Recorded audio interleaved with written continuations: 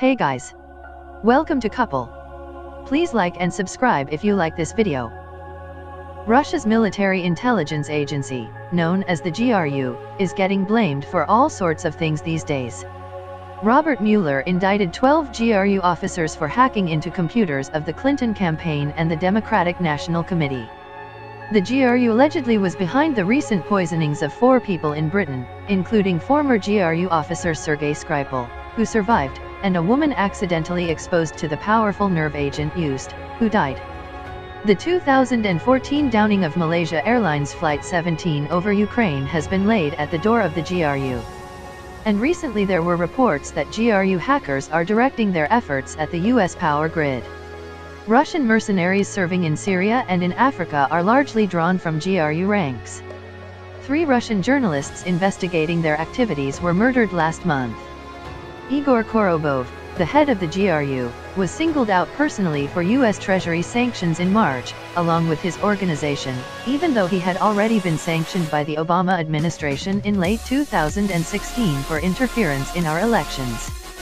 Maybe Trump's people felt they had to make the point after Korobov was invited, along with chiefs of other Russian secret services, to Washington, D.C., in late January, just weeks before the new sanctions were announced. The visit was supposed to be a secret, but the Russians leaked it. The others in attendance were Sergei Naryshkin, the head of the Foreign Intelligence Service, SVR, and Alexander Bortnikov, director of the Federal Security Service, FSB. It was necessary to look each other in the eye and talk about issues that threaten us and the Americans. Stephen Hall, a former CIA station chief in Moscow, told Radio Free Europe it is always considered a big political win when a Russian spy chief meets one-on-one with his US counterpart, because it puts them on equal footing. The intelligence chiefs reportedly discussed with the Americans their mutual struggle against global terrorism, but it would be remarkable if the talks were limited to that subject.